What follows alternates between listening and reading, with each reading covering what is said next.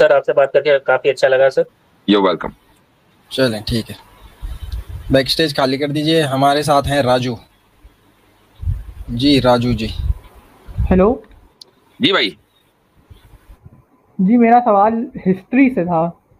आप सनातनी हैं, मुस्लिम हैं? मैं एग्नोस्टिक हूँ। एग्नोस्टिक, पहले क्या थे?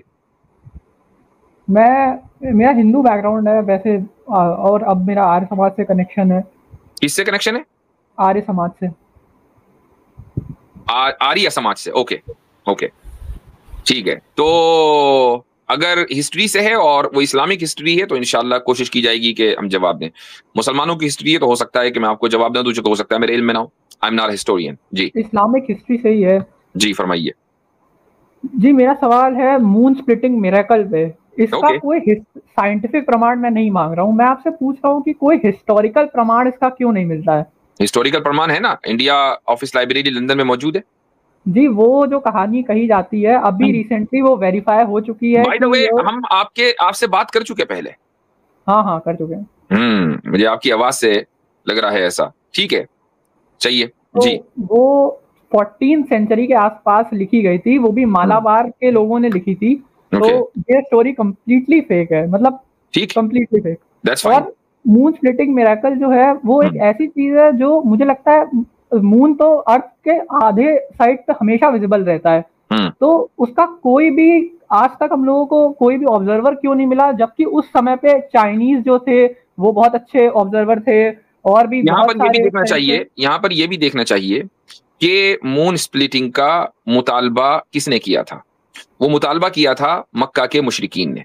इस बात की, ये हमारी इस्लामिक लिटरेचर के अंदर ये बात मिलती है कि मौजिजा यानी मिरेकल का मुतालबा जिस कौम ने किया है उसी कौम को के लिए वो मिरेकल होगा। भाई जिस कौम को पता ही नहीं है या मुतालबा ही नहीं किया, उसको अगर वो चीज नजर आ जाएगी तो उसके लिए क्या उसका यानी यानी जो मकसद उससे हासिल किया जा रहा है वो मकसद तो हासिल नहीं होगा। मान लो चाइनीज को नजर आ जाता, रशियन को नजर आ जाता, अब वो पूरी जिंदगी यही रह उस और कम्युनिकेशन है नहीं, तो पूरी जिंदगी उनके यहाँ ये रहता कि यार ये स्प्लिट हुआ था क्यों, ये हुआ क्या है। तो चूंकि मौजज़े का मुतालबा किया मक्का के मुशरिकीन ने उस मौजज़े का ऑब्जर्वेशन किया और इसके बावजूद भी वो इस पर उन्होंने इस्लाम कबूल नहीं किया। वो ये समझे कि ये मैजिक है। तो ये भी हमारे यहाँ एक पोजीशन मिलती है। दूसरी बात ये भी है कि आप ये देखें कि जब मून स्प्लिट होता है तो आप मान लीजिए कोई ले लें, गेंद ले लें आप, ठीक है। अगर आपने उसको स्प्लिट किया और आप उसको एक तरफ से देख रहे हैं तो क्या आपको उसका स्प्लिट होना नजर आ जाएगा अगर आप जो दूसरी तरफ लोग हैं उनको? मून जो होता है उसकी केवल एक ही साइड अर्थ पे हर समय विजिबल रहती है। एग्जैक्टली, उसकी एक ही साइड रहती है। अब मान लीजिए अगर कोई फर्दर ईस्ट में है या फर्दर वेस्ट में है तो और ये चाहिए उसको दिखाई देना चाहिए या नहीं दिखाई देना चाहिए? बिल्कुल दिखाई देना चाहिए, क्योंकि मून की केवल एक ही साइड है जो अर्थ की तरफ विजिबल रहती है। ठीक है, वो क्रैक हो सकता है, उसको साइड में दिखाई दे जाए, बट वो दिखाई देना चाहिए। एक चीज ये, और दूसरे ये कि टाइम, मान लीजिए कि जिस वक्त मक्का में मसलन 8-9 बजे रात को ये स्प्लिट ऑफ द मून हुआ होगा, तो ऑब्वियसली बात है कि आप वेस्ट में चले जाएं तो वहां पर तो दिन हो रहा होगा, वहां तो मून नजर ही नहीं आएगा। अगरचे मून है दुनिया में नजर, लेकिन वो विजिबल नहीं होगा। और अगर आप ईस्ट में चले जाएं तो सारे धुंध पड़े हुए होंगे। तो ये वाकया अगर किसी ने रिकॉर्ड किया भी होगा तो रिकॉर्ड करने के लिए उसका जागना जरूरी है ना। ऐसा नहीं कि पूरी की पूरी सिविलाइजेशन जाग रही है। उस जमाने में जो शहर हैं वो रात को काम नहीं किया करते, सारे सोते थे। ये सारे के सारे पॉसिबिलिटीज अपने जहन में रखनी जरूरी है। इसलिए अगर आपसे कोई ये कहे कि जी मुझे हिस्टोरिकल रिकॉर्ड चाहिए, तो हिस्टोरिकल रिकॉर्ड के ना होने की इतनी सारी पॉसिबिलिटीज हमारे पास हैं। फिर आप ये कह रहे हैं कि भाई ये जो इंडिया ऑफिस लाइब्रेरी में जो रिकॉर्ड रखा हुआ है उसके बारे में तहकीक हो गई, ये तहकीक किसने की, किस बुनियाद पे की, जरा वो बताएं। ये तो आपने दावा कर दिया, व्हाट इज द प्रूफ? अच्छा हजरत, ये भी तो है इसमें, एक मिनट है राजू भाई, इसमें ये भी तो है कि कितनी देर के लिए हुआ। ये वो सारी चीजें हैं, ये सारी पॉसिबिलिटीज है। लेकिन अभी आपने कहा कि नहीं जी वो रिसर्च कर ली, किसने रिसर्च की है, उसका प्रूफ क्या है और किस बुनियाद पर रिसर्च हुई है? रिसर्च हुई है, ये एक मिनट में नाम बता रहा हूँ किसने करी है।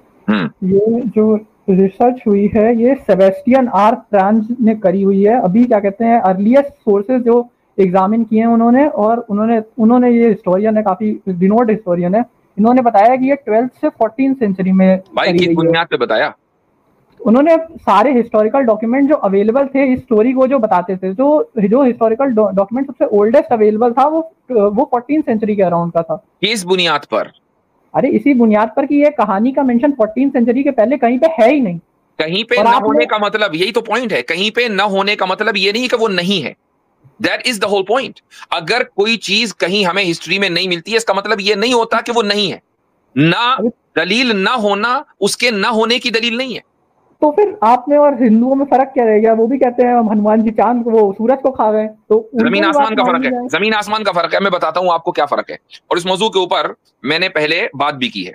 मुझे एक बात बताइए कि कॉस्मोस में स्टार्स और प्लेनेट का स्प्लिट होना, क्या ये एक रियलिटी नहीं है which is going on right now? देखिए स्प्लिट होता है ना तो सब खत्म हो जाता है उसके आसपास। नहीं होता है ना, स्प्लिट होना टकराकर या किसी भी वजह से एक रियलिटी है which is right now happening.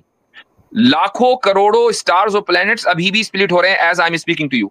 हो रहे हैं कि नहीं हो रहे? स्प्लिट हो रहे हैं, वापस नहीं जुड़ रहे। हो रहे हैं ना, वापस जुड़ रहे हैं, स्प्लिट हो रहे हैं, सारा काम चल रहा है। मुझे बताइए कि पूरी कायनात में कोई बंदर किसी स्टार को खा रहा है इस वक्त?